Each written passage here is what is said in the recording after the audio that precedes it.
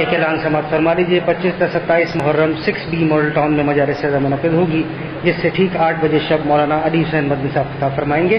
25 سے 27 محرم 6B model town. اب میں بلا تاخیر درخواست کروں گا قبلہ علی رضی صاحب سے تشریف لائیں، انہوں کے فضل مبر ہوں۔ آپ حضرات سے درخواست کروں گا تھوڑا تھوڑا آگے تشریف لے آئیے تاکہ جو ہے بعد جانے والوں کے لیے جگہ رہے۔ بر محمد و آل محمد صلوات۔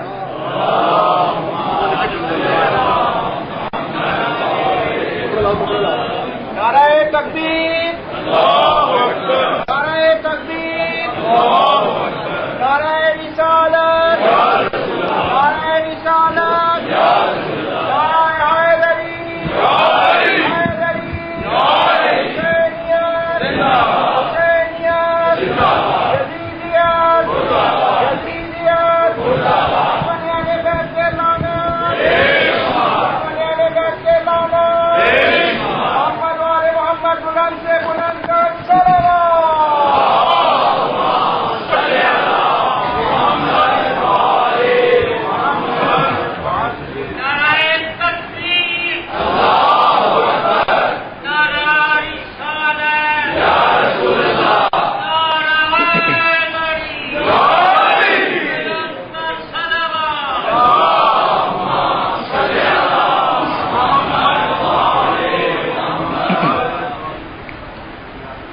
اعوذ باللہ من الشیطان الرجیم، بسم اللہ الرحمن الرحیم، الحمد للہ الذی نور قلوب العارفین بنور معرفتہ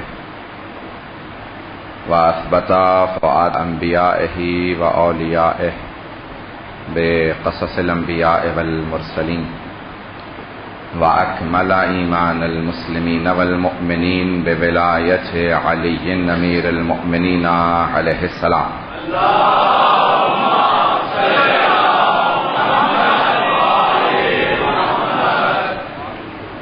والصلاة والسلام والتحية والإكرام على أفضل الموجودات العبد المؤيد والرسول المسدد المصطفى الامجد المحمود الاحمد اعنی ابا القاسم محمد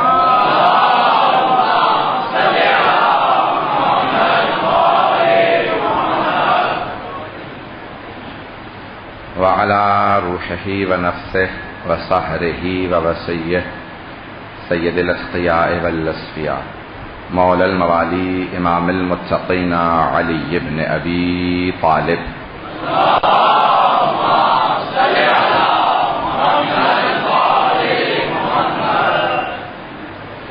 وعلى أوصيائه لا سيما بقية الله في الأرضين روحي وأرواح العالمين لتراب مقدمه الفدا واللعنة الدائمة على أعدائهم أجمعين من الآن إلى قيام يوم الدين.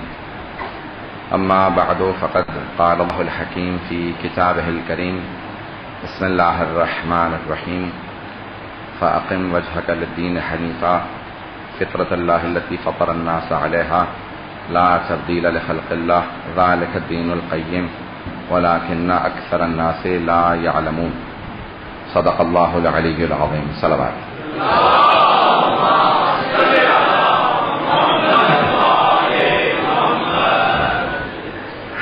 سورہ فاتحہ کی درخواست کی گئی ہے سید اعجاز حسین، جعفری بیگم، نواب حسن، کنیز فاطمہ، سید محمد علی، سید شوکت علی، سید محمود علی اور خاندان کے دیگر مرحومین، حاضرین کے مرحومین، تمام شہداء اور وہ مؤمنین جو دنیا سے رخصت ہو چکے ہیں اور ان کی قبروں پہ کوئی فاتح پڑھنے والا نہیں. الفاتحہ. بسم اللہ الرحمن الرحیم.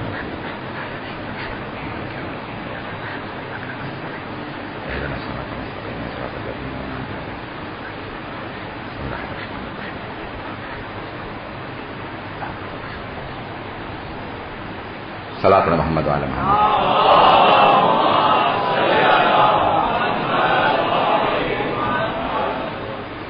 اس کے بعد پھر دوسری جگہ پہ ابھی ہم مجالس پیش کر رہے ہیں، ریضہ نجف جو امام بارگاہ ہے نیلم بلاک اقبال ٹاؤن میں، تو وہاں پہ انشاءاللہ باقی مطالعے وہاں جاری رکھیں گے. فطرت کے عنوان سے آپ کی خدمت میں مطالعے پیش کر رہا ہوں. خمسہ مجالس ہے، سلسلے کی تیسری مجلس ہے. کہ انسان کی فطرت میں ہمارا یہ نظریہ ہے کہ انسان کی فطرت میں صحیح عقائد پائے جاتے ہیں. توحید انسان کی فطرت میں ہے کہ انسان ایک خدا کو مانے. ہادی کی معرفت انسان کی فطرت میں ہے. امام کی ضرورت فطرتاً ہمارے اندر پائی جاتی ہے کہ انسان کو امام کی ضرورت ہے. اس ہادی کو اور امام کو معصوم ہونا چاہیے، یہ بھی انسان کی فطرت میں ہے. توجہ تو ہے. فطرت کا تقاضا یہ ہے کہ جب انسان خدا کو مانے اور مانے کہ جس نے اس دنیا کو بنایا ہے وہ حکیم ہے، حکمت رکھتا ہے، تو ممکن ہی نہیں ہے کہ انسانوں کو اس دنیا میں بھیجے اور پھر کوئی روز جزا نہ ہو، جہاں حساب کتاب نہ ہو، ظالم کو سزا نہ ملے، عادل کو جزا نہ ملے.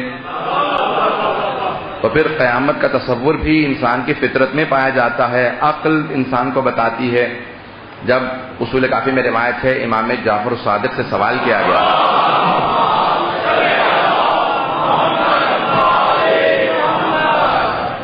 پوچھا گیا کہ مولا یہ ہماری جو عقل ہے اس کی کیا حیثیت ہے؟ کہ اللہ نے دو طرح کے انبیاء بھیجے ہیں. ایک آدم سے خاتم تک انبیاء آئے ہیں جو ظاہری انبیاء ہیں، ایک باطنی نبی ہے وہ عقل ہے.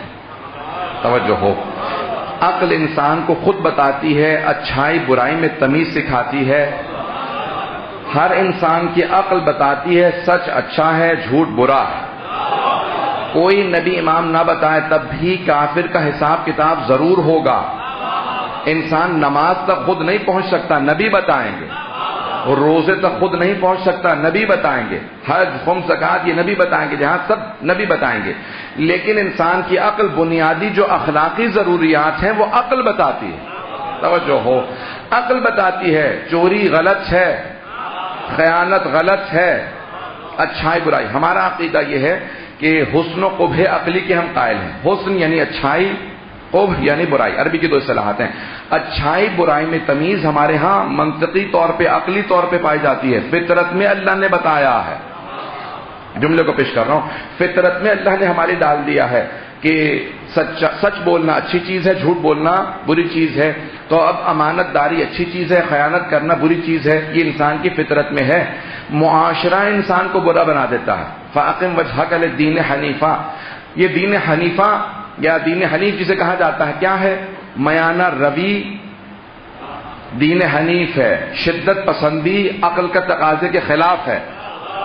میں جملہ پیش کر گیا ہوں. شدت پسندی عقل کے خلاف ہے. میانہ روی عین فطرت ہے. عین فطرت ہے. اسی کو میں آج پیش کرنا چاہتا ہوں. میانہ روی کو پیش کرنا چاہ رہا ہوں اگر سب کی توجہ ہوگی میرے ساتھ. گرامی یہ عقل کا تقاضا ہے کہ ہم اچھائی کو اپنائیں، برائی سے اجتناب کریں. ہر انسان کی عقل کہتی ہے روز قیامت اللہ حساب مانگے گا. ایک کافر سے بھی کہے گا چوری کیوں کی؟ جو مال تمہارا نہیں تھا اسے کیوں لیا؟ اگر وہ کہے نا کہ کسی نبی نے نہیں بتایا تھا، امام نے نہیں بتایا، کوئی عالم نہیں آیا تھا، اللہ کہے گا عقل تو دی تھی، تیری عقل میں موجود تھا چوری بری شے ہے. اللہ گرامی انسان کو اللہ فوراً سوال کرے گا وہ جان جو تو نے دی نہیں دی، اس جان کو تو نے چھینا کیوں؟ قتل کرنا تیری عقل میں موجود تھا، برائی ہے. زندگی کی حفاظت کرنا عقل میں تھا، اچھائی ہے.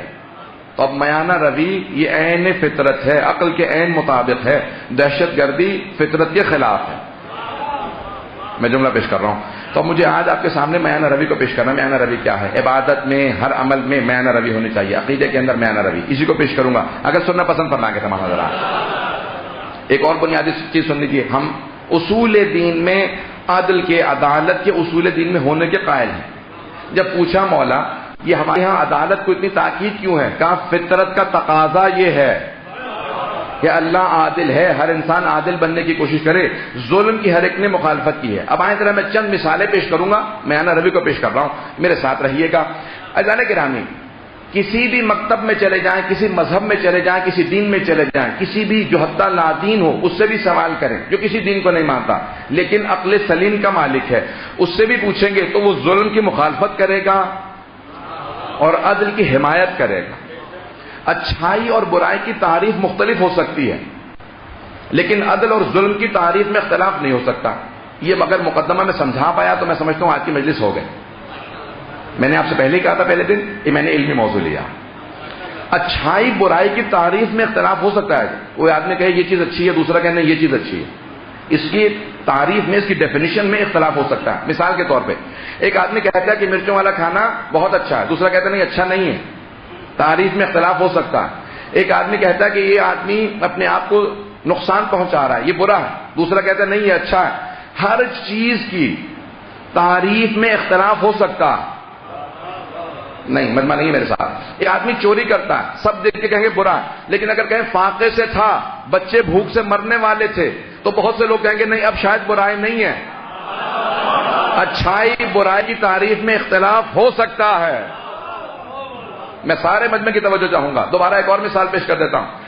عزیزان گرامی، کئی مرتبہ ہم صورتحال نہیں جانتے تو فیصلہ بدل لیتے ہیں، لیکن اگر پوری صورتحال پتہ چل جائے تو سب تقریباً ایک ہی فیصلے پہ پہنچ جائے. میں ایک سادہ سے مثال دے رہا ہوں. ایک ٹرین میں ایک آدمی سفر کر رہا ہے کچھ بچوں کے ساتھ. کئی اس کے بچے ہیں، ہر آدمی بچوں سے تنگ ہے. کا 4 بچے ہیں، کبھی کسی کی اینک چھین لیتے ہیں، کسی سے اخبار چھین لیتے ہیں. پوری ٹرین میں سب کا ناک میں دم کر رکھا. ہر آدمی کہتا ہے یہ باپ کیسا باپ ہے، بچوں کو ٹوکتا نہیں ہے. توجہ ہے؟ کیسا باپ ہے، بچوں کو ٹوکتا نہیں ہے. اب ایک آدمی نے ہمت کی، 1 گھنٹہ گزر گیا، اس کے بچوں نے سب کا ناک میں دم کر دیا. ایک آدمی اٹھا، کہا کیسے باپ ہو، بچوں کو ٹوکتے نہیں. ایک مرتبہ رونے لگا باپ، کہا کہ ان کی ماں کا بھی انتقال ہو گیا ہے. اب میں پریشان ہوں، کیسے بتاؤں کہ ان بچوں کی ماں مر گئی ہے. وہی افراد جو بچوں کو بہت برا سمجھ رہے تھے، ہر آدمی کے دل میں محبت آنے لگی. پتہ نہیں کتنے لوگ ہیں میرے ساتھ. ان سب کے نظریات بدل گئے کہ یہ بچے برے نہیں ہیں. ان بچوں کی اب وہ شیطنت یا برائی یا وہ جو شرارتیں کر رہے تھے وہ شرارت بری نہیں لگ رہی تھی. وہ جو بچہ اینک اتار رہا تھا، بزرگ نے اینک خود اتار کے دے دی، جاؤ کھیل لو. وہ جو بچے اخبار چھین رہے تھے، اس نے اخبار ہاتھ میں دیا، کہا جاؤ کھیل لو. کہا اخبار پھاڑ دیا آپ کا، کوئی مسئلہ نہیں، کیونکہ صورتحال بدل گئی ہے، اب میرا نظریہ بدل گیا. پتہ نہیں ہے نہیں ہے. لیکن عزیزان گرامی، ہر چیز کی اچھائی برائی کی تعریف میں، ڈیفینیشن میں اختلاف ہو سکتا ہے. کوئی آدمی کہے گا یہ اچھا، کوئی کہے گا یہ اچھا، کوئی اس کو برا کہے گا، کوئی اس کو. لیکن ایک ایسی چیز ہے، پوری دنیا میں چلے جائیے، ہر انسان کہے گا یہ اچھائی ہے اور اس کا برعکس برائی ہے. کون سی شے ہے؟ وہ ہے عدل. دنیا میں کسی مذہب، کسی مکتب میں کسی عقل سلیم رکھنے والے سے پوچھیں، بتاؤ عدالت سے متعلق، عدل سے متعلق کیا نظریہ؟ ہر انسان کہے گا عدل اچھا ہے، ظلم برا. یہ میرا چیلنج ہے، ذمہ داری سے بات کر رہا ہوں. میں نے بہت بڑے محقق، بہت بڑے ایک متکلم کی، علم کلام اور فلسفے کے ماہر کی پوری کتاب کا نچوڑ چند جملوں میں پیش کیا. اب مجھے نہیں معلوم میں پہنچا پایا ہوں یا نہیں پہنچا پایا. عزیزان گرامی، کسی بھی مکتب کے تعریف ڈیفینیشن کے حساب سے دیکھ لیں، ہر انسان کہے گا عدل اچھا ہے اور ظلم برا ہے. کسی بھی مکتب مذہب میں کوئی بھی آدمی ظلم کو پسند نہیں کرے گا. اب سمجھ میں آیا ان مجلسوں کا فلسفہ؟ جو مجلس میں آتا ہے وہ عدل کا ساتھ دیتا ہے. حسین عدل پہ تھے. جو مجلس میں آتا ہے ظلم کی مخالفت کرتا ہے، یزید کی مخالفت کرتا ہے. اس لیے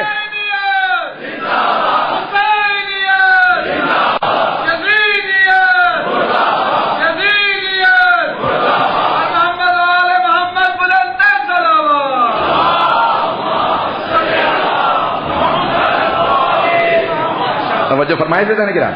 اب جو مجلس میں آتا ہے وہ عدل کا ساتھ دینے کے لیے، ظلم کی مخالفت کرنے کے لیے آتا ہے. کوئی بھی عقل سلیم رکھنے والا ہو، فطرت کے تقاضوں کو پورا کرنے والا ہو، مجلسوں کے دیکھنے کے بعد کہے گا میں مجلسوں کی حمایت کرتا ہوں.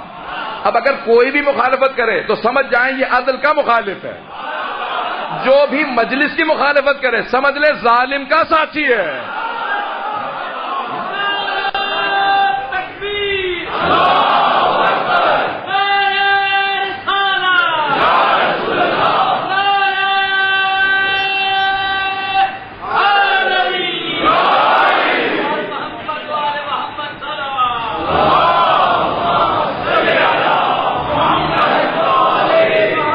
توجہ ہے جانے کا. صرف ایک زحمت دوں گا، اگر صلوات پڑھ کے تھوڑا آگے تشریف لیں، آپ جگہ نہیں ہے، پیچھے لوگ کھڑے ہیں، صلوات پڑھیں گے کچھ تھوڑا اگر زحمت کر جا گیا.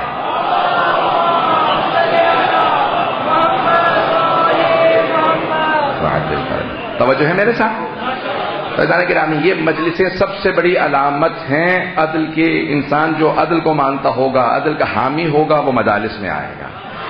اور انسان پورا کا پورا جو نظام مانتا ہے، اعتدال ہونا بہت ضروری ہے. زندگی میں اعتدال ہونا ضروری ہے. میں 2 چیزیں پیش کر رہا ہوں. اسلام میں ان 2 چیزوں کی بہت زیادہ اہمیت ہے. توجہ ہے پورے مجمع کی میرے ساتھ. میں روی کو پیش کر رہا ہوں. 2 چیزوں کی اسلام میں بہت زیادہ اہمیت ہے، خصوصاً مکتب اہل بیت میں بہت زیادہ اہمیت ہے.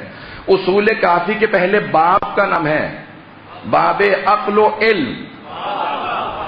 بہار الانوار کے پہلے پورے باب کا پوری جلد عقل و علم پہ ہے. تو ہمارے یہاں دو چیزوں کی بہت زیادہ اہمیت ہے. پیش کر رہا ہوں دوبارہ ایک اور بہت بڑے محقق کی پوری تحقیق آپ کے سامنے خلاصہ کر رہا ہوں. وہ کہتے ہیں دو چیزوں کی بہت اہمیت. ایک ہے عقل, دوسرے احساسات. دو لفظ ذہن میں رکھیے گا, عقل اور احساسات. ان دو چیزوں کی بہت زیادہ اہمیت ہے مکتب اہل بیت کے ماننے والوں میں خصوصاً. کبھی بھی اگر آپ ایک چیز کو زیادہ کر دیں گے تو دین میں توازن ختم ہونے لگے گا. توجہ ہو میرے ساتھ, کچھ لوگ پہنچ گئے, میں پورے مجمع کی توجہ چاہتا ہوں. میانہ روی دین حنیفی ہے اعتدال ہو, اعتدال میانہ روی ہو, شدت پسندی نہیں ہونی چاہیے. تو اعتدال کے لیے دونوں چیزوں کی بہت زیادہ اہمیت ہے. ایک ہے عقل, دوسرے احساسات. یہ جو آپ مجالس کے اندر آتے ہیں عقل کا تقاضا, گریہ کرتے ہیں احساسات کا تقاضا. اگر پہنچا پاؤں اس مفہوم کو, کبھی بھی کسی ایک چیز کا, اب انگلش کا لفظ استعمال کر رہا ہوں مجھے معاف کیجیے گا, اوور ڈوز نہ کریں. دوا کا آپ کو ڈاکٹر بتاتا ہے نا کہ بھئی اتنی آپ نے دوا کھانی ہے, سیرپ کا آپ نے 1 چمچ صبح لینا, 1 دوپہر 1 شام, یا 1 گولی صبح 1 دوپہر 1 شام. آپ کہتے ہیں چلے 2 3 کھا لیتا ہوں تو جلدی ٹھیک ہو جاؤں گا. جلدی ٹھیک نہیں ہوں گے, اور زیادہ بیمار ہو جائیں گے. اگر بات پہنچا پایا. کئی حضرات کو ایک بیماری سی ہو جاتی ہے بہت زیادہ ہر چیز کو عقل کے حساب سے چلانے کی. جو بہت زیادہ عقل کا اوور ڈوز کر دیں تو احساسات مرنے لگتے ہیں. اگر بات پہنچ جائے. عزیزان گرامی, کبھی بھی عقل کا اوور ڈوز نہ کریں, احساسات ختم ہو جائیں گے, اور احساسات کا اوور ڈوز نہ کریں, عقل ختم ہو جائے گی. دونوں چیزیں جب ساتھ ساتھ چلیں گی تو یہ مجالس بہترین انداز سے تبلیغ بھی ہے, عبادت بھی ہے. اگر بات پہنچ جائے.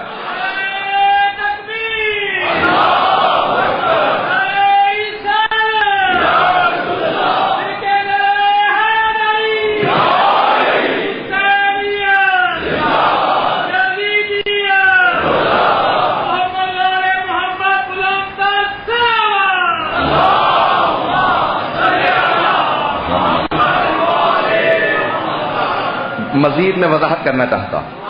یہ عقل کے حساب سے عزیزان گرامی, کبھی بھی انسان دعا نہیں مانگ سکتا جب تک کہ احساسات اپنی معراج پہ نہ پہنچ جائیں. دعا نتیجہ ہے احساسات کا, عقل کا نہیں, احساسات کا. عقل بتائے گی صحیح دعا کیا ہے, اور احساسات دعا کو صحیح طرح سے منگوائیں گے. یہ جو بکا ہوتی ہے نا, یہ احساسات سے ہوتی ہے.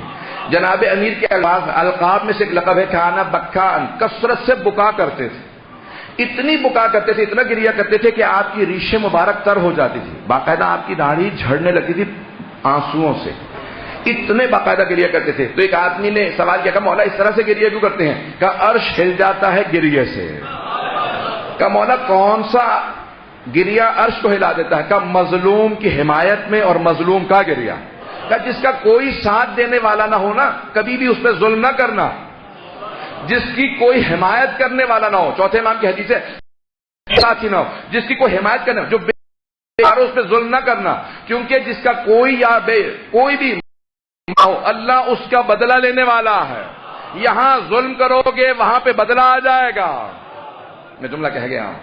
یہ مجالس مظلوم کی حمایت کے لیے, اس میں جو عقل رکھتا ہوگا عقل کہے گی مظلوم کا ساتھ دو, احساسات کہیں گے کہ اسے یاد کرنے کی. تو دونوں کا ہونا بہت ضروری ہے. ہمارے یہاں کے احساسات ختم ہو جاتے ہیں. اب عقل سے متعلق میں پیش نہیں کروں گا آج کی مجلس میں. اگر کہیں گے تو میں وضاحت اور کر دوں, اگر ضرورت نہیں تو آگے بڑھنا چاہ رہا ہوں. آگے چلتا رہوں. چلیں شاید اگر وضاحت کی ضرورت ہے, کیونکہ سب نے نہیں کہا, اس کا مطلب ہے وضاحت کی ضرورت ہے. آئیے ذرا, عقل کیا ہے؟ لا دین لمن لا عقل لہ. مولا فرماتے ہیں اس کا دین ہی نہیں ہے جس کے پاس عقل نہ ہو. بھئی یہ 1400 سال بعد آپ یہاں پہ آ کے گریہ کر رہے ہیں, کیا مطلب ہے؟ یعنی آج 1400 سال بعد بغیر حسین کو دیکھے آپ فیصلہ کر رہے ہیں حسین حق پہ ہے. یہ عقلی کا تو فیصلہ ہے نا. 1400 سال بعد بغیر دیکھے آپ کہتے ہیں حسین حق پہ ہے, یزید باطل ہے. یہ عقل کا فیصلہ. عزیزان گرامی, تو عقل کے بغیر انسان کچھ نہیں کر سکتا. ہم امیر المؤمنین کو خلیفہ بلا فصل مانتے ہیں, یہ کیسے آپ اس نتیجے پہ پہنچے؟ عقل نے بتایا علی جیسا امام ہو تو اسی کو پہلا ہونا چاہیے. عقل بتاتی ہے.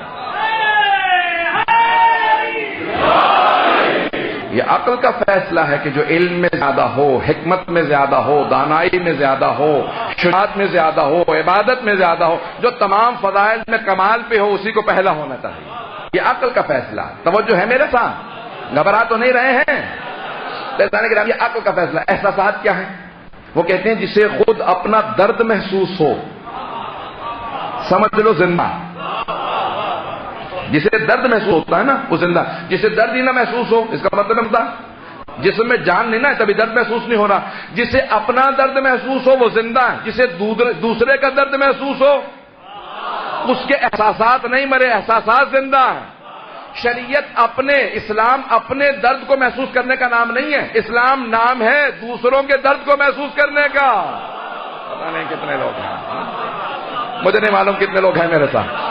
دوسروں کی تکلیف کو، درد کو محسوس کرنے کا نام اسلام ہے. اسلام دین فطرت ہے. میں ایک جملہ پیش کر رہا ہوں. بچہ گرتا ہے، رو رہا ہوتا ہے بعض کا، اور بعض کا تو روتا بھی نہیں ہے، لیکن آپ نے ماں کی شکل کو دیکھا؟ اس کی تڑپ بتا رہی ہوتی ہے. گرا بچہ ہے، چوٹ اسے لگی. یہ احساسات ہے نا جو ممتا کے تقاضے میں ہیں کہ احساسات بتاتے ہیں یہ ماں ہے. پتہ نہیں ہے میرے ساتھ نہیں. یہ احساسات ہیں عزیزان گرامی. اللہ نے اسی لیے جو صفت ماں میں رکھی ہے وہ باپ میں نہیں ہے. اس کے احساسات بہت زیادہ قوی ہوتے ہیں، ماں کے احساسات زیادہ ہوتے ہیں. عزیزان گرامی اسلام نے کہا کہ کبھی بھی اپنے احساسات کو مرنے نہ دینا. جب احساسات مر جائیں تو نہ گریہ ہوتا ہے، نہ مظلوم کا ساتھ دینے کا انسان کا جی کرتا ہے. اسلام نام ہے. اب آئیں ذرا میں چند تاریخ سے مثالیں پیش کرنا چاہ رہا ہوں. دین فطرت کیا ہے، چند مثالیں اگر سننا پسند فرمائیں. آئیں ذرا. نام ہے تاریخ میں زبیر. طلحہ زبیر آپ کے ذہن میں ہوں گے. تو زبیر پیغمبر اسلام اور امیر المومنین کی سگی پھپھی کے بیٹے. بات واضح ہو رہی ہے؟ بھائیوں کا نظریہ میں پیش نہیں کرنا چاہتا، اور میں کوئی توہین بھی نہیں کرنا چاہتا، دل آزاری بھی نہیں کروں گا. اپنا میں پیش کر رہا ہوں جو اہل بیت علیہ السلام نے فرمایا بڑے عزت و ادب و احترام کے ساتھ. اگر سننا پسند فرمائے. عزیزان گرامی پوری زندگی زبیر نے جناب امیر علیہ السلام کا ساتھ دیا. داماد کس کے تھے؟ پہلے خلیفہ کے، اگر بات واضح ہو گئی. لیکن پوری زندگی بیعت نہیں کی، اپنے ہی خسر کی بیعت نہیں کی. کب بیعت نہیں کروں گا؟ تو جب پوچھا پہلے خلیفہ نے بیعت کیوں نہیں کر رہے، کہا میں جانتا ہوں جب حق علی کا ہے، جو چیز جانتا ہوں میں اس کی مخالفت نہیں کر سکتا. تو ہم توہین نہیں کر رہے کسی کی، میں صرف پیش کر رہا ہوں. خود صحیح بخاری کے اندر الفاظ موجود ہیں کہ دوسرے خلیفہ نے خطبہ دیا، کہا کہ کئی لوگوں نے پہلے خلیفہ کی بیعت نہیں کی. منہم علی و زبیر، ان میں علی بھی تھے، زبیر بھی.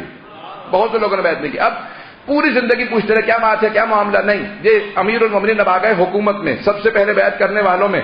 لیکن ایک مرتبہ آ کے کہا یا علی میں نے ساری زندگی آپ کا ساتھ دیا، اب آپ کے پاس حکومت آئی ہے، مجھے گورنر بنا دیں. پتہ نہیں پہنچے ہیں نہیں پہنچے. مجھے اور طلحہ دونوں کو گورنر بنا دیں، کوفے اور بصرے کا. مولا نے کہا تمہارے لیے بہتر یہ ہے گورنر نہ بنو،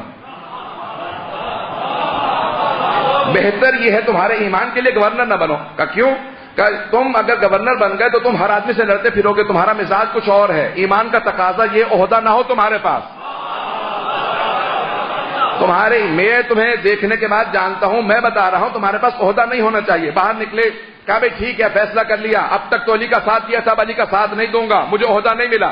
کچھ لوگوں کا ایمان کچھ مفادات نہ ملنے پہ بھی پھر جاتا ہے. پتہ نہیں کتنے لوگ ہیں میرے ساتھ. عزیزان گرامی چھٹے امام علیہ السلام کا فرمان ہے، کان الزبیر منا اہل البیت، زبیر ہم اہل بیت سے تھا. جو جناب سلمان کے لیے پیغمبر نے کہا سلمان منا اہل البیت، سلمان ہم اہل بیت سے عاشق تھے. امام فرماتے کان الزبیر منا، زبیر ہم اہل بیت سے تھا. حتی ولد له ولد شؤم، جب تک کہ اس کے یہاں ایک منحوس بیٹا پیدا نہیں ہوا، عبداللہ ابن زبیر. کا بیٹوں نے باپ کو بھی ہمارا دشمن بنا دیا، چڑھاتے رہتے تھے ارے کیسے علی کی حامی ہو، کبھی عہدہ نہیں ملا، پیسے نہیں ملے. مولا نے کہا نہ عہدہ دے کے خریدوں گا، نہ پیسے دے کے خریدوں گا. جس کے پاس ایمان ہوگا خود بخود علی کے پاس آئے گا.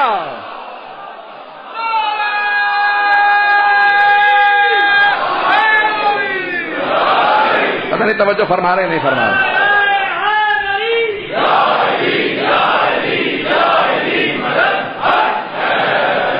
توجہ ہے تو جانے گیا. وہ اور ہوں گے جو دولت دے کے اپنا حامی بناتے ہوں گے. جناب ختم مرتبت کی حدیث ہے، یا علی لا یحبک الا مؤمن ولا یبغضک الا منافق، کوئی آپ سے محبت کرے گا ہی نہیں سوائے مومن کے، کوئی آپ سے بغض نہیں رکھے گا سوائے منافق کے۔ پھر دوسرے مقام پہ فرماتے ہیں، یا علی اگر آپ کسی مومن کی ناک پہ بھی تلوار مار دیں تو بغض نہیں رکھے گا، کیونکہ ایمان کا تقاضا ہے آپ سے محبت۔ بہت بڑا جملہ ہے، بہت بڑی حدیث ہے کہ اگر آپ دیکھیں عربوں کے اندر کسی کو کہتے تھے نا کہ اس کی ناک کو نیچا کر دیا یا ناک کو زمین پر رکھ دیا، توہین کرنے کے مقصود میں آتا تھا، مقصد میں۔ پیغمبر فرماتے ہیں، یا علی اگر آپ کسی مومن کی ناک پہ بھی تلوار مار دیں تو آپ کی توہین نہیں کرے گا، اس کے ایمان کا فطرت کا تقاضا یہ ہے علی سے محبت رکھو۔ ایک اور مقام پہ فرماتے ہیں، یا علی اگر آپ نے جناب امیر سے نے کہا، صحابہ سے کہا کہ اگر تم میں سے کسی کے باپ کا بھی قتل علی نے کیا ہو تو مخالفت نہ کرنا، کیونکہ ایسا ہوا تھا کہ اگر تم میں سے کسی کے باپ کا بھی علی نے قتل کیا ہو تو مخالفت نہ کرنا، علی سے محبت رکھنا ایمان کی علامت ہے۔ بھائی کیوں ایمان کی علامت ہے؟ فطرت یہ کہتی ہے جو باعظمت ہو اسے مانو، عقل کا تقاضا یہ ہے چاہے میرے معیار کے مطابق ہو نہ ہو، کیونکہ میں کئی مرتبہ اپنے تمایلات، اپنے تحفظات، اپنے مفادات کو ذہن میں رکھوں گا، لیکن علی کبھی اپنے مفادات کو نہیں دیکھیں گے۔ جسے دنیا بناتی ہے وہ دنیا کے مفادات دیکھتا ہے، جسے خدا بناتا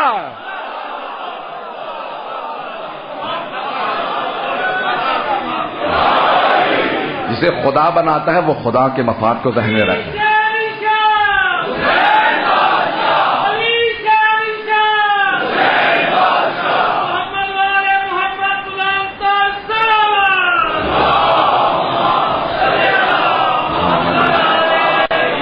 توجہ ہے جو جانے کی راہ؟ تقاضا یہ ہے انسان کی عقل کا، فہم و فراغ، فطرت کا تقاضا یہ ہے کہ جو اشرف ہو، جو افضل ہو، چاہے میرے مفادات پورے نہ ہو رہے ہوں تو فطرت کا تقاضا یہ ہے اس کا ساتھ دیا جائے۔ اعتدال اسی کا نام ہے، میانہ روی اسی کا نام ہے۔ شدت پسندی نہیں ہونی چاہیے۔ اب اللہ کے میں کچھ ایسے افراد تھے جو مفادات پورے نہ ہونے کی وجہ سے مولا کی مخالفت کر رہے تھے۔ اگر سننا پسند کر رہا ہے آگے بڑھوں گا تو فاقم وجهك للدین حنیفہ فطرت اللہ التی فطر الناس علیہا، کہ اللہ نے جو فطرت دی ہے تمام انسانوں کو، اللہ نے سب کو اسی پہ خلق کیا، لا تبدیل لخلق اللہ، کبھی بھی کسی بھی مخلوق میں تبدیلی نہیں پاؤ گے۔ اور دوسرے مقام ہے ولن تجدوا فی سنت اللہ تبدیلا، اللہ کی روش میں کوئی تبدیلی نہیں آتی، اس کا فیصلہ ایک ہی سا رہتا ہے، جو اس نے فیصلہ کر دیا وہی فیصلہ سب کے لیے ہے، کبھی ایسا نہیں ہوتا کہ استثناء ہو جائے۔ تو اب میانہ روی بے انتہا اہم ہے۔ شدت پسندی کیوں آتی ہے؟ ایک واقعہ آپ نے سینکڑوں مرتبہ ممبر سے سنا ہوگا، آئیے ذرا اسے ایک نیا نتیجہ پیش کر رہا ہوں کہ جناب امیر کے فیصلوں کے اندر کتنی حکمت و دانائی ہے، اگر سننا پسند فرمایا گیا۔ جیسے ہی میں شروع کروں گا واقعہ، مجھے پورا یقین ہے کہ بچے کو یاد ہوگا، بزرگ تو ویسے ہی سکھلائے بیٹھے ہیں۔ تو اب بہت سے افراد کہتے ہیں کہ مولا نے کس طرح سے کیوں فیصلہ کیا یا کیسے فیصلہ کیا، یا کہاں تلوار نہیں اٹھائے، کہاں تلوار اٹھانی تھی، یہ فیصلے کیسے ہوتے ہیں۔ اب آئیے ذرا پیش کر دیتا ہوں، خلاصتاً اشارتاً پیش کر رہا ہوں۔ یہ فطرت کے تقاضے ہیں، عقل کے تقاضے ہیں، عصمت کے تقاضے ہیں جو مولا نے فیصلے کیے کہ دو خواتین دو بچے لے کے آتی ہیں مولا کے پاس، ایک لڑکا ہے اور ایک لڑکی، تو دونوں کہتی ہیں کہ لڑکا میرا ہے، اور دوسرا ہے واقعہ کہ جہاں پہ ایک بچہ ہے، دونوں کہتی ہیں بچہ میرا ہے۔ واقعہ ذہنوں میں ہے؟ تو یہ دوسرا واقعہ ہے جہاں پہ ایک بچہ ہے، دو خواتین ہیں، دونوں کہتی ہیں بچہ میرا ہے۔ تو مولا نے جب انہوں نے کہا کہ یا علی آپ فیصلہ کیجئے بچہ کس کا ہے، مولا نے کہا خود فیصلہ کر لو، جانتی تو ہو فطرت کا تقاضا یہ ہے پہلے لمحہ فکریہ تو دو، سوچنے کی مہلت دو، فوراً فیصلہ نہ کر دو۔ مولا نے کہا خود فیصلہ کر لو، جانتی تو ہو نا بچہ کس کا ہے۔ تو مولا نے کہا بتاؤ بچہ کس کا ہے، دونوں نے کہا بچہ میرا۔ مولا نے کہا پھر سوچ لو، میں فیصلہ کر دوں گا۔ پتہ نہیں ہے میرے ساتھ یا نہیں۔ مولا نے کہا خود سوچ لو، میں بھی فیصلہ کر دوں گا۔ کہا یا علی فیصلہ آپ کر دیجئے۔ مولا نے کہا اچھا، آواز دی جناب قمبر کو، مولا کے غلام سے، البتہ مولا نے آزاد کر دیا تھا، وہ خود در چھوڑ کے نہیں جاتے تھے۔ کچھ لوگ پہنچ گئے۔ مولا نے کہا آزاد ہو، میں نے آزاد کر دیا۔ کہا یا علی میں نے فیصلہ کر لیا، آپ کا در چھوڑ کے نہیں جاؤں گا۔ اب یہ محبت کا تقاضا تھا، تو مولا نے آواز دی، کہا قمبر تلوار کھینچو۔ جناب قمبر نے تلوار کھینچی۔ کہا بچے کے دو ٹکڑے کر دو، دونوں کو ایک ایک ٹکڑا دے دو۔ اب وہ کوئی آج جیسا کوئی شیعہ ہوتا ضعیف العقیدہ، تو وہ مولا سے معاذ اللہ اعتراض کریں، مولا بچے کا کیا قصور ہے، بتائیے ان دو خواتین میں سے کس کے دو ٹکڑے کروں؟ وہ تھے جناب قمبر، ان کے ایمان میں کوئی کمی نہیں تھی. انہوں نے کہا اگر علی کا حکم ہے نا کہ بچے کے دو ٹکڑے، تو پھر بچے ہی کے دو ٹکڑے صحیح. بھائی توجہ ہو میرے ساتھ، ایمان اتنا قوی ہونا چاہیے، امام کے کسی بھی حکم پہ ذہن میں اشکال نہیں آنا چاہیے، اعتراض نہیں آنا چاہیے. جناب قمبر نے تلوار کھینچی، آگے بڑھے، جیسی تلوار اٹھائی دو ٹکڑے کرنے کے لیے، ان دو خواتین میں سے ایک نے کہا یا علی مجھے بچہ نہیں چاہیے، اسے دے دیں. مولا نے کہا یہ ماں ہے. اب مجمع اعتراض کرنے لگا، یا علی وہ خود کہہ رہی ہے بچہ مجھے نہیں چاہیے. مولا نے کہا یہ ممتا کا تقاضا ہے، ماں چاہتی ہے بچے کی زندگی ہو چاہے کہیں پہ بھی رہے. وہ جو ماں نہیں تھی کیا مجھے نہ ملے تو اس کو بھی نہ ملے، بچہ مر جائے مجھے نہیں چاہتا. پتہ نہیں توجہ ہے یا نہیں. وہ جو ماں نہیں تھی وہ کہتی تھی بے شک مر جائے نہیں چاہیے. وہ جو ماں تھی کہ بے شک میرے پاس نہ رہے کسی کے پاس رہے، زندہ تو رہے. اب سمجھ میں آیا مولا نے تلوار کیوں نہیں اٹھائی تھی. خلافت کسی کے بھی پاس رہے، دین تو باقی رہے.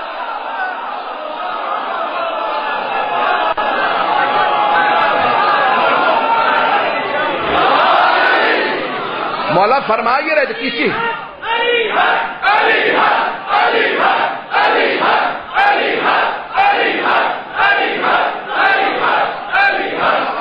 توجہ فرمائیے.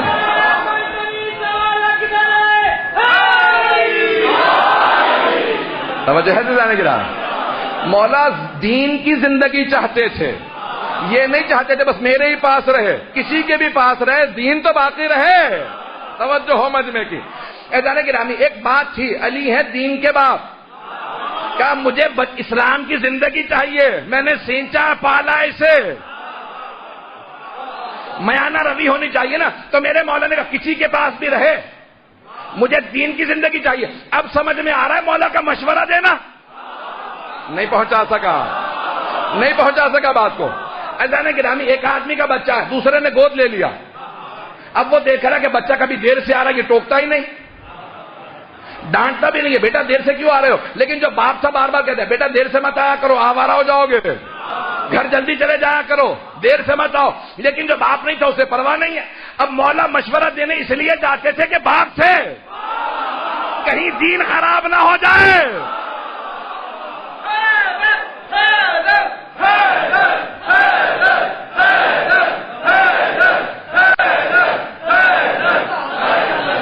توجہ فرمائیے تو ہے نا کہ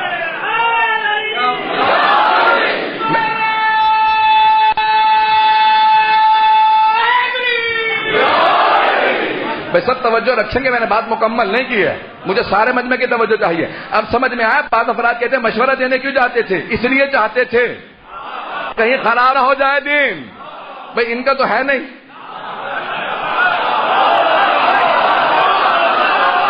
اولاد تو مولا کی تھی نا، دین مولا کا بچہ تھا کہ اس لیے مشورہ دیتا رہوں گا. تو ایک بات واضح ہو گئی، اگر آج آپ کو دین میں دہشت گرد نظر آئے تو سمجھ لیں کوئی سوتیلا باپ گزرا ہے.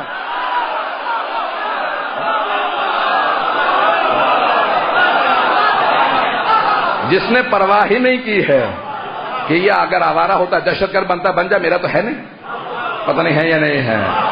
اگر آج دہشت گرد نظر آئے تو سمجھ جائیں کوئی بنو امیہ بنو عباس، جنہوں نے پرواہ ہی نہیں کہ اگر بدماش بنتا تو بن جائے، آوارہ ہوتا ہو جائے، دہشت گرد بنتا، قاتل بنتا بن جائے، چور بنتا بن جائے. یہ بار بار اہل بیت کا قیام کرنا سمجھا رہا ہے، وہ باپ ہے. اگر یزید قیام کرتا سید الشہداء بتاتے خبردار دین کو بگڑنے نہ دینا، یہ ہمارا ہے. حضرات گرامی یہ دین فطرت کا تقاضا تھا، اہل بیت کا بار بار اٹھنا، بار بار قیام کرنا. میں نے پورا جگت لگا کے آپ کے سامنے پیش کیا ہے.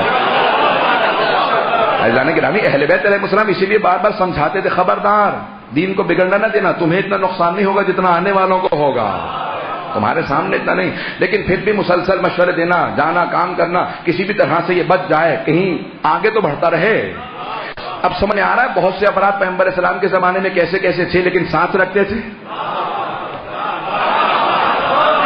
کیا سب کو ساتھ رکھو؟ کہ یا رسول اللہ اگر آپ جانتے ہیں تو ساتھ کیوں رکھتے ہیں؟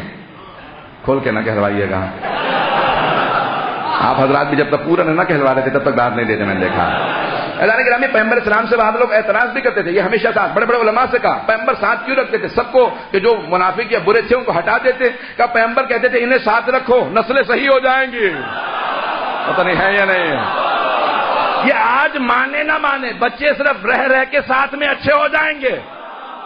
اب سمجھ میں آیا جناب امیر کا جملہ، جب جناب مالک اشتر نے کہا مولا صفین میں جتنے آپ نے قتل کیے دشمن اتنے میں نے مارے، کیا مالک تمہارے مارنے میں میرے مارنے میں فرق ہے؟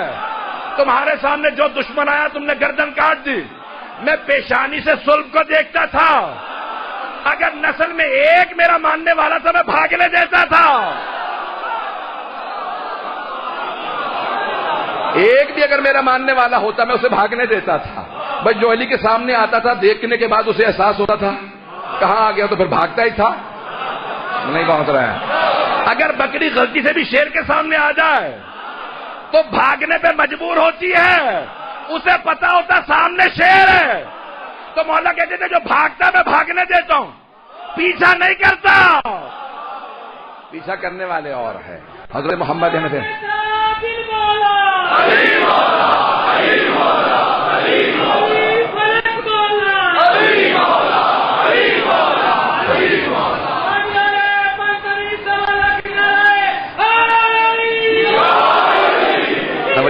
توجہ ہے دیدانے گرامی، اسلام دین فطرت ہے، حتیٰ جنگ کے بھی تقاضے ہے کہ کس طرح سے مولا فرماتے ہیں کہ بھاگنے والے کو بھاگنے دو، جو خود نہیں لڑ رہا اسے بھاگنے دو۔ میں جملہ پیش کر رہا ہوں، شاید کبھی آپ نے سنا ہو لیکن آج سن لیجئے، بہت بڑے بڑے علماء خطبہ کو سنا ہوگا، مجھ ناچیز کے بھی دو جملے سن لیجئے۔ حضرت محمد حنفیہ مولا کے بیٹے ہیں، حضرت عباس سے بڑے ہیں، امام حسین سے چھوٹے ہیں، اپنی والدہ کے صرف اکلوتے بیٹے ہیں، نام ان کی والدہ کا بھی فاطمہ تھا، لیکن اب سن لیں فاطمہ حنفیہ۔ تو محمد حنفیہ کا بابا میدان جنگ میں کہاں پاؤں گا؟ میں پورا خون جگر لگا کے جملوں کو پیش کر رہا ہوں۔ کہا بابا میدان جنگ میں آپ کو کہاں پاؤں گا؟ کہا بیٹا جہاں چھوڑ کے جاؤ گے وہیں پاؤ گے، جہاں چھوڑ کے جاؤ گے مجھے وہیں پاؤ گے۔ کہا بیٹا نہ میں دشمن کے پیچھے جاتا ہوں نہ دشمن سے پیچھے جاتا ہوں، جس کی موت آتی ہے خود میرے سامنے آ جاتا، زمین پہ گڑ جاتا ہوں، دانت بھیج لیتا ہوں، تلوار ہاتھ میں ہوتی ہے۔ عزیزان گرامی، یہ جناب امیر علیہ السلام ہے، جنگ میں بھی فطرت کے تقاضوں کو پورا کرتے ہیں۔ اسی مقام پہ اہل بیت آپ ہمیشہ اعتدال دیکھیں گے، کبھی بھی جانے والے کو کہا نہیں لوٹنا مت۔ عزیزان گرامی، پوری زندگی کے اندر ائمہ علیہ السلام نے کہا ایمان کے اندر اعتدال رکھو، شدت پسندی دہشت گردی کبھی آپ کو دہشت گرد شیعہ نظر نہیں آئے گا، حتیٰ اہل سنت کے اندر بھی آپ کو دہشت گرد نظر نہیں آئے گا۔ ذمہ داری سے کہہ رہا ہوں، جملہ تو کہہ گیا ہوں، تو دو چار افراد کے علاوہ کوئی ساتھ دینے کے لیے تیار نہیں آ رہا۔ میں کہتا ہوں صرف شیعوں میں نہیں، حتیٰ اہل سنت میں بھی آپ کو دہشت گرد نظر نہیں آئے گا۔ جہاں جہاں پہ بھی پیغمبر اور آل پیغمبر کی محبت ہوگی وہاں دہشت گردی نہیں ہوگی۔ جہاں پہ بھی آپ کو دہشت گردی نظر آئے سمجھ جائیں کہ کوئی نہ کوئی ایسا ہے کہ جو تکفیریت کا ماننے والا ہے۔ تکفیری تو سمجھتے ہیں، کھل کے نہ کہلایا کیجئے خدا۔ عزیزان گرامی، اب یہ جتنے بھی وہابیت کی جو بالکل ایکسٹریم ہے اسے تکفیری کہا جاتا ہے، وہ تکفیری حتیٰ دیوبندیوں کے اندر بھی جو اعتدال رکھنے والے ہیں وہ دہشت گردی نہیں کرتے ہیں۔ جہاں پہ بھی آپ کو جہاں بالکل انسان دہشت گردی اور یہ تمام ان چیزوں میں جہاں بالکل اعتدال سے گزر جائے، تکفیریت میں آ جائے، تو وہ کبھی نہ عقیدے کے اندر اعتدال رکھے گا نہ عمل میں اعتدال رکھے گا۔ آل محمد کے ماننے والوں میں ہمیشہ اعتدال نظر آئے گا، ہمیشہ۔ میں جملوں کو پیش کر رہا ہوں، آخری جملے پیش کر رہا ہوں کہ بہت سے لوگ ہر روز مختلف فرمائشات مسائل کی پیش کر دیتے ہیں، میں سارے مسائل تو نہیں پڑھ پاؤں گا، چند جملے پیش کروں گا۔ تو عزیزان گرامی ہمیشہ یاد رکھیں اہل بیت کے ماننے والے اعتدال پسند۔ جناب عباس کے سامنے جب دشمن آ جاتے ہیں تو وہ وہاں پہ فوراً سید الشہداء سے اجازت مانگتے ہیں، مولا 1000 ہی کا تو لشکر ہے 2 محرم کو، اجازت دے میں انہیں دیکھ لوں گا۔ حضرت حر کے ساتھ 1000 کا لشکر تھا، کہ اجازت دے میں انہیں دیکھ لوں گا۔ تو جناب سید الشہداء نے وہاں پہ بھی دین کو مقدم رکھا، کہا عباس ہم پہل نہیں کرنا چاہتے۔ کتنا بڑا جملہ! انہوں نے کہا تھا اپنے خیمے اکھاڑ کے پیچھے کر لیجئے، تو جناب عباس نے کہا ہم نے خیمے نصب کر دیے ہیں سید الشہداء کے کہنے پہ، اب میں خیمے نہیں اکھاڑوں گا۔ تو انہوں نے کہا پھر آپ تیار ہو جائیں جنگ کے لیے۔ تو جناب عباس نے فوراً جنگ نہیں شروع کی، کہا آقا اجازت ہے، مولا اجازت ہے کہ جنگ کی دعوت دے رہے ہیں؟ اگر آپ کہیں تو 1,000 کا لشکر انہیں دیکھ لیں. تو آپ نے فرمایا کہ ہم پہل نہیں کرنا چاہتے. جناب عباس کے ذہن میں یہ بات رہ گئی، ہم پہل کرنا چاہتے. جب 9 محرم کو حملہ ہوا تو جناب عباس جناب سید الشہداء کی بارگاہ میں آئے. اس وقت سید الشہداء جناب زینب کبریٰ کے ساتھ بیٹھے تھے. مرحوم سید العلماء نے اس کو اپنی مسائل میں ذکر کیا. وہ کہتے ہیں جناب زینب کے ساتھ بیٹھے تھے سید الشہداء، اور اب مولا جانتے تھے دلاسوں کا وقت گزر چکا ہے، اب دلاسوں کا وقت نہیں رہا. تو بی بی کو بتا رہے ہیں کہ کیا کچھ ہونے والا ہے، کتنے مصائب آنے والے ہیں. اس دوران جناب عباس آ کے ایک جملہ کہتے ہیں مولا حملہ ہو گیا. دیکھیں روایت میں الفاظ آتے ہیں، انداز نہیں. میں مصائب شروع کرنا چاہ رہا ہوں، سنیں گے اس جملے کو. کچھ لوگ پہنچے، کچھ لوگوں کی ہے میرے ساتھ. مصائب میں اگر آپ دیکھیں نا روایات میں الفاظ آتے ہیں، انداز نہیں آتا. یہ نہیں بتایا کس طرح سے کہا، صرف یہ ذکر کیا ہے کہ جناب عباس نے کہا مولا حملہ ہو گیا. سید العلماء کہتے ہیں کہ میرا اندازہ یہ ہے کہ اجازت یہاں پہ خبر نہیں دے رہا ہے. مولا حق پہ ہو گیا، خبر دینے نہیں آئے بلکہ اجازت مانگنے آئے. کہتے ہیں مولا حملہ ہو گیا، یعنی وہ جو 2 محرم کو آپ نے کہا تھا نا ہم پہل نہیں کریں گے، اب ان کی طرف سے پہل ہو گئی. اب تو آپ کی اجازت ہے. ایک جملہ حتیٰ طبری نے جو اہل سنت کا مورخ ہے اس نے بھی لکھا ہے. وہ کہتے ہیں کہ ایک جملہ کہا جناب سید الشہداء نے حضرت عباس سے، بے نفس لکل وغیرہ، میری جان آپ پہ قربان. بہت بڑا جملہ. جناب سید الشہداء نے کہا عباس میری جان آپ پہ قربان، ان سے کہیں حملہ روک دو، 1 رات رہنے دو، کل جنگ حملہ کر دینا. جناب عباس سے برداشت نہیں ہوا. کہا مولا یہ آپ نے مجھ سے کیا کہہ دیا؟ مجھے تو ماں نے بچپن سے بتایا میں آپ پہ قربان. یہ جملہ حتیٰ جناب علی اکبر علیہ السلام سے نہیں کہا جناب سے. کیوں؟ کیونکہ جناب عباس کے احساسات کو سمجھتے ہیں حسین ابن. فطرت میں عقل و احساس کا بڑا دخل ہے، تو کہا احساسات کو سمجھتے ہیں. کہا عباس سے برداشت نہیں ہوگا. اب میں کہوں گا مولا جو چاہیں کام لے لیجیے جناب عباس سے، کیونکہ جانتے ہیں نا نفسیات کو.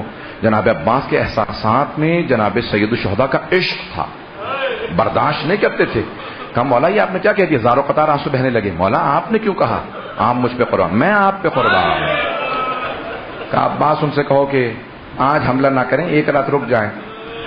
کچھ لوگ کہتے ہیں 1 رات کی مہلت مانگی تھی. میں کہتا ہوں 1 رات کی مہلت دی تھی کہ تاکہ حر اس طرف آ جائے، حر کا بیٹا اس طرف آ جائے. کئی لوگوں نے آنا تھا نا، ابھی کچھ لوگ پہنچے نہیں تھے. جناب حبیب پہنچے نہیں تھے، جناب مسلم نے اوسجا. تو اب کہا کہ 1 رات کے لیے.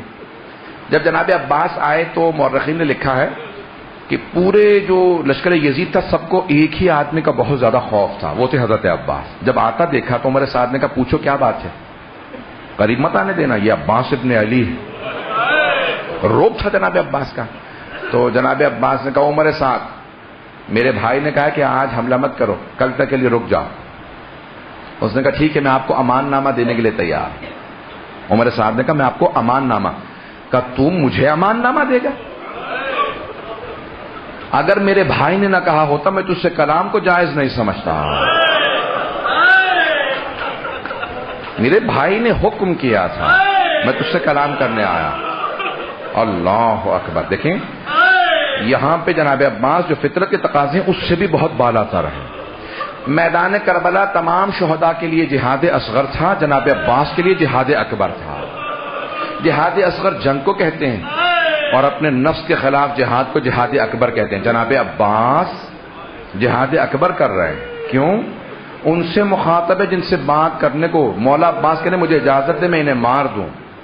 مولا حسین کہتے ہیں ان سے کہتے ہیں کہ آج رک جاؤ. اللہ بہت مشکل کام ہے. میں پتہ نہیں بات کو پہنچا پا رہا ہوں یا نہیں پہنچا پا رہا. اب میں پیش کروں گا، مجھ سے درخواست کی ہے. میں جناب عباس کی شہادت نہیں پڑھنا چاہتا. میں نے کل پیش کر دیا تھا لیکن آج پھر دوبارہ درخواست کی ہے. اس مقام پہ نہیں کسی دوسرے مقام پہ، اقبال ٹاؤن جہاں میں نے پیش کیا تھا جناب عباس کے مسائل کو. 2 جملے سن لیجئے گا. جب مدینے میں خبر پہنچی نا، بشیر ابن جزلن نے اعلان کیا الا یا اہل یثرب لا مقام لکم بہا قتل الحسین بکربلا. اے مدینے والو اس کا نام پلٹ دو، دوبارہ یثرب کر دو. جس نبی کی وجہ سے نام مدینہ النبی رکھا تھا، مسلمانوں ہی نے اس نبی کے نواسے کو مار دیا. اس کا نام پلٹ دو، یسرب کر دو. اب ایک مرتبہ مشیر نے اعلان کیا قتل الحسین بکربلا. جب کہا نا قتل الحسین بکربلا، مسجد کے بالکل ساتھ والا گھر پیغمبر اسلام کا اور امیر المومنین کا. مولا کے گھر میں اب کون رہ رہا تھا؟ جناب ام البنین. جناب ام البنین نے سن لیا قتل الحسین بکربلا. بی بی نے فوراً آواز دی اپنے پوتے کو، 7 برس کے ہیں، کچھ نے 11 برس لکھا، کچھ نے 7 برس. کہا ذرا مجھے فوراً مسجد نبوی لے چل. علماء نے لکھا جناب ام البنین کی آنکھوں میں موتیا اتر آیا تھا، یعنی اب دیکھ نہیں پاتی تھی. ہاتھ میں عصا لیا، سر پہ برقع لیا، پوتے کے کاندھے پہ ہاتھ رکھا، کہ مجھے فوراً مسجد نبوی لے چل. بی بی آئی مسجد نبوی، ایسی مسجد رہی ہوگی اس زمانے میں. ایک مرتبہ آئی اور آ کے سوال کیا کہ بشیر یہ کون سا حسین مارا گیا؟ جیسے پوچھا نا کون سا حسین مارا گیا، بشیر نے کہا بی بی نواسہ حسین، نواسہ رسول حسین مارا گیا، علی کا لال حسین مارا گیا، زہرا کے دل کا چین حسین مارا گیا. بس یہ سننا تھا. جناب ام البنین کی آنکھوں میں آنسو بہنے لگے. فوراً بی بی نے آنسو بہتے ہوئے سوال کیا کہ بشیر میں کیسے مان لوں عباس کے ہوتے ہوئے حسین مارا گیا؟ کہ نہیں بی بی، پہلے عباس مارے گئے تھے، بعد میں حسین مارا گیا. جیسے ہی بی بی نے سنا نا پہلے عباس مارے گئے، تو فوراً بی بی نے سوال کیا کہ بشیر تو عباس کو جانتا نہیں ہوگا، عباس شیر خدا کا شیر تھا، حیدر کرار کا بیٹا تھا. بشیر میں نہیں مان سکتی، عباس جنگ نہیں کر سکا. تو ایک مرتبہ بشیر نے کہا نہیں بی بی، جب عباس کے سر میں گرز لگا نا، وہ گھوڑے کی زین پہ سنبھل نہیں سکے، وہ گھوڑے کی پشت سے زمین پہ گر گئے. جناب ام البنین نے کہا کہ بشیر میں عباس کی ماں ہوں، بشیر ممکن ہی نہیں ہے عباس گرز کا وار نہ روک سکے. اب گرز لوہے کا ہوا کرتا تھا کہ بشیر عباس 2 انگلیوں سے گرز کو زمین پہ پھینکتا تھا. میں نہیں مان سکتی کہ عباس گرز کا وار نہ روک سکا. ایک مرتبہ بشیر نے کہا بی بی جب عباس کے سر میں گرز لگا نا، پشت سے گرز مارا ایک ظالم نے، تو عباس کے بازو نہیں تھے. جیسے کہا نا کہ بازو نہیں تھے، جناب ام البنین کے ہاتھ سے عصا گر گیا. بی بی زمین پہ بیٹھی ماتم کرتی جاتی تھی، روتی جاتی تھی، کہتی تھی واہ عباسا، واہ مظلوما، واہ غربتا. جب رونے لگی تو اب بشیر سے رہا نہ گیا. کہ بی بی کیا بات ہے، بیٹے کی شہادت برداشت نہیں ہو رہی؟ کہ بشیر تو نے میرا کلیجہ چھلنی کر دیا. کہ بی بی کیا بات ہے، کون سی بات آپ کو شدید محسوس ہوئی ہے؟ کہ بشیر تو کہتا میرا بیٹا گھوڑے کی پشت سے گرا تھا، اس کے بازو نہیں تھے. بشیر جب کوئی شہسوار گرتا ہے نا، ہاتھوں کا سہارا لیتا. بشیر جب میرا بیٹا گھوڑے سے گرا، اس کے ہاتھ نہیں تھے.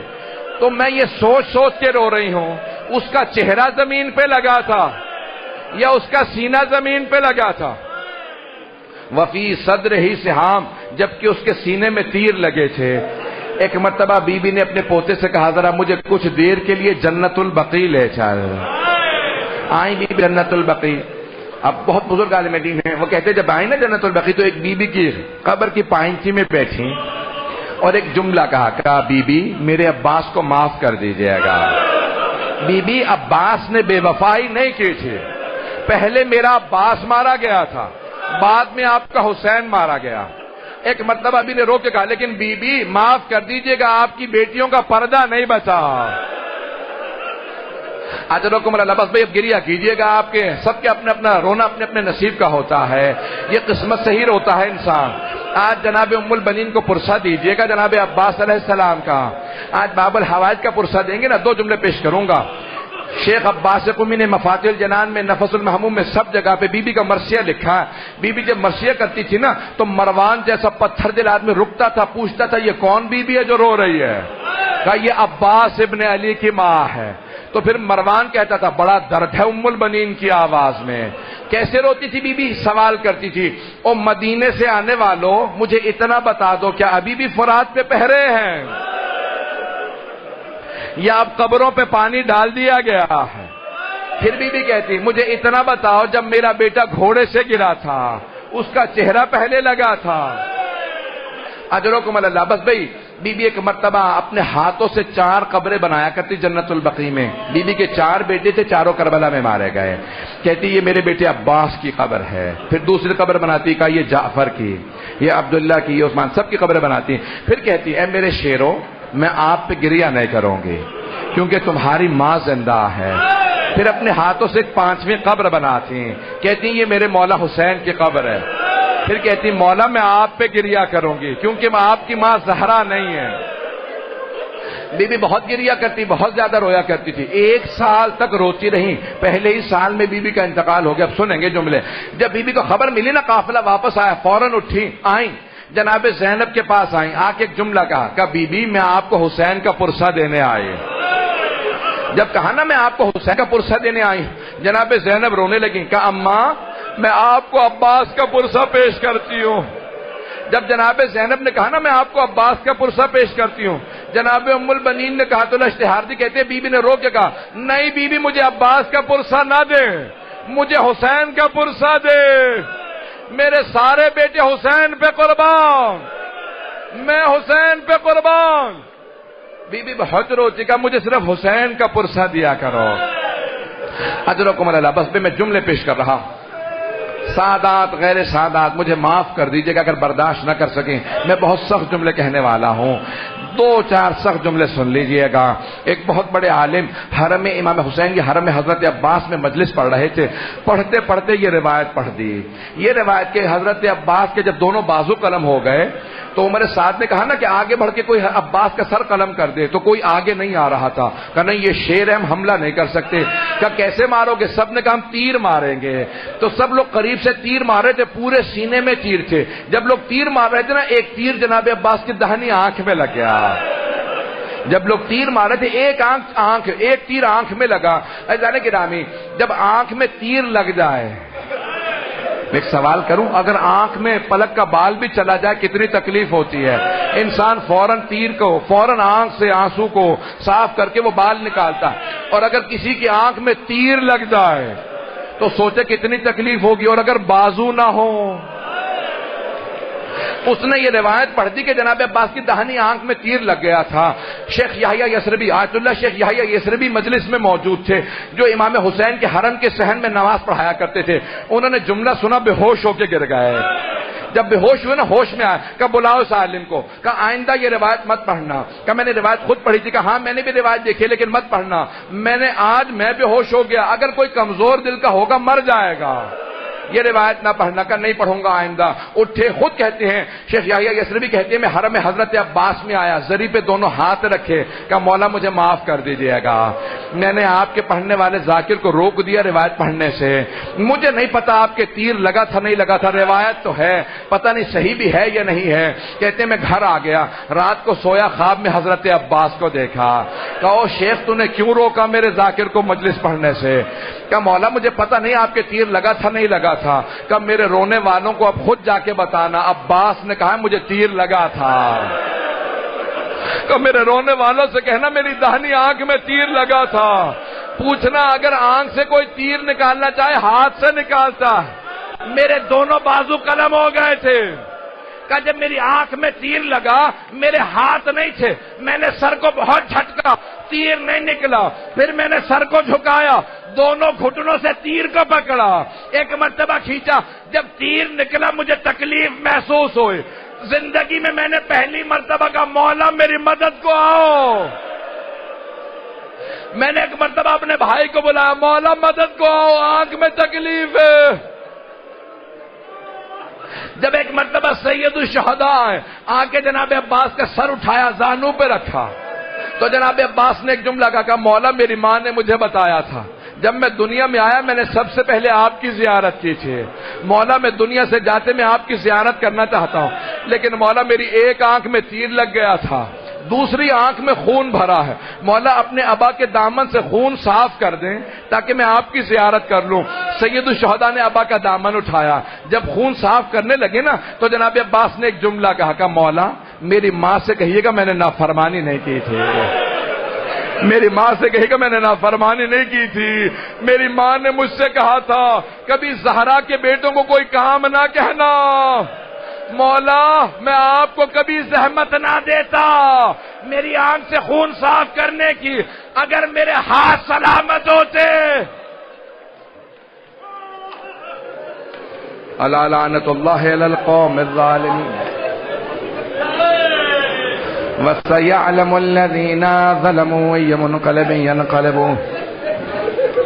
مولا اگر میرے ہاتھ سلامت ہوتے نہ کبھی زحمت نہ دیتا۔ دو دعا کے جملے کہوں گا، ہاتھوں کو بلند کریں گے، میرے ساتھ دعا مانگیں گے۔ بڑے بڑے علماء نے لکھا ہے جب چہلم پہ قافلہ واپس آیا تو جناب زینب نے رو کے کہا بھیا اے حسین، میں جب بھی آپ سے ملنے آتی تھی آپ کھڑے ہو کے میرا استقبال کرتے تھے۔ حسین میرے پاؤں بہت زخمی ہے، حسین مجھے کلیجے سے لگا لو، حسین شام میں سب کچھ تباہ ہو گیا۔ تو بی بی یہاں رو رہی تھی بلند آواز سے، ہاتھوں کو بلند کر کے میری طرف دیکھیں گے، اپنی اپنی حاجات طلب کر لیجیے گا۔ جب رو رہے تھے نا تو اس وقت ایک مرتبہ جناب زینب نے کہا بیٹا سجاد مجھے کچھ دیر کے لیے میرے بھائی کی قبر پہ لے چلو۔ سید سجاد نے پھپھی کا بازو تھاما، کہا پھپھی اماں میرے ساتھ چلے، آ کے اشارہ کیا کہ پھپھی اماں یہ میرے بابا کی قبر ہے۔ ساری بیویاں قبر پہ گر گئیں، رونے لگیں، سب گریا کر رہی تھی۔ امام سجاد نے دیکھا اگر میں نے نہ روکا تو کوئی بیوی روتے روتے مر جائے گی۔ ایک مرتبہ پھپھی کا بازو تھاما، کہا پھپھی اماں بس کیجئے۔ جب پھپھی کو اٹھایا نا قبر سے تو جناب زینب کبریٰ نے پوچھا بیٹا سجاد یہ میرے بھائی کے ساتھ والی قبر کس کی ہے؟ کہا پھپھی اماں یہ میرے بھیا علی اکبر کی قبر ہے۔ پھر بیویاں قبر پہ گر گئیں، پھر رونے لگیں۔ پھر امام سجاد نے سہارا دیا، پھر بیویوں نے پوچھا بیٹا یہاں کس کس کی قبر ہے؟ کہا یہاں قاسم کی ہے، یہاں اون و محمد ہے۔ ساری بیویاں رونے لگیں۔ ایک مرتبہ جناب زینب نے کہا بیٹا سجاد آپ نے سب قبروں کا نشان بتا دیا لیکن میرے بھیا عباس کی قبر کا نشان نہیں بتا۔ تو امام سجاد سے رہا نہ گیا، کہا پھپھی اماں میرے ساتھ چلے، میرے چچا کی قبر فرات کے کنارے ہے۔ جب جانے لگے نا تو ہاتھوں کو بلند کر کے میری طرف دیکھیے گا، ہاتھوں کو بلند کر لیں، سب اپنے اپنے حاجات طلب کیجیے گا۔ میں ظہور امام زمانہ کی دعا مانگنا چاہتا ہوں، بس ایک جملہ کہا۔ جب امام سجاد لے کے چلے نا بیویوں کو، کہا میرے ساتھ چلے میں چچا عباس کی قبر پہ لے جاؤں۔ جا رہے تھے کہ جناب زینب نے بیویوں کا راستہ روک لیا، کہا بیویوں سب کچھ بتا دینا میرے بھیا عباس کو، بتا دینا ہمیں شرابی کے دربار لے گئے تھے، بتا دینا ہمیں تازیانے مارے گئے تھے، بتا دینا ہمیں کوفہ و شام کے بازاروں میں لے گئے تھے، لیکن بیویوں مت بتانا میرے بھیا عباس کو، مت بتانا سکینہ شام میں رہ گئی ہے۔ پروردگارا عباس ابن علی کی غیرت برداشت نہیں کرے گی۔ پروردگارا واسطہ حضرت عباس کا، واسطہ اس چھوٹی بی بی کا جس کو اپنے چچا سے بڑی محبت تھی۔ بھئی نام پہ اختلاف ہو سکتا ہے نا، وجود پہ اختلاف تو نہیں ہے۔ سکینہ کہیں رقیہ کہیں، ایک بچی تو ہے نا۔ پروردگارہ اس بچی کا چچا کا واسطہ امام زمانہ کے ظہور میں تعجیل فرما۔ پروردگارہ دشمنان اہل بیت کو نیز و نابود فرما، داعش کو غارت فرما، ہمارے گنہگار آنکھوں کو حضرت مولا امام زمانہ کی زیارت نصیب فرما۔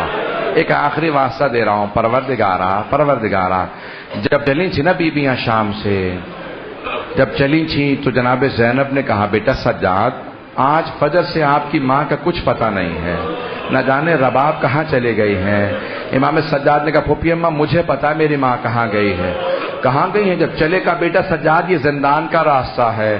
کہا پھپھی اماں میری ماں زندان کی ایک چھوٹی سی قبر سے ودا کرنے گئی ہے۔ جب آئی نا بی بی تو دیکھا کہ جیسے ایک ماں بچے سے لپٹ کے روتی ہے، جناب رباب قبر سے لپٹی ہوئی تھی اور بار بار ایک ہی جملہ کہتی تھی بیٹی تمہیں سب سے زیادہ شوق تھا مدینے جانے کا، تمہیں گھر واپس جانے کا سب سے زیادہ شوق تھا، بیٹی اٹھو ہم مدینے جا رہے ہیں، بیٹی ہم مدینے جا رہے ہیں۔ ماں کتنا تڑپتی ہوگی۔ پروردگارہ ہم سب کو بار بار کربلا کی زیارت نصیب فرما، آخرت میں سید الشہداء کی زیارت شفاعت نصیب فرما۔ ربنا تقبل منا انك انت السميع العليم بحق محمد وآله الطيبين الطاهرين المعصومين۔ ماتم حسین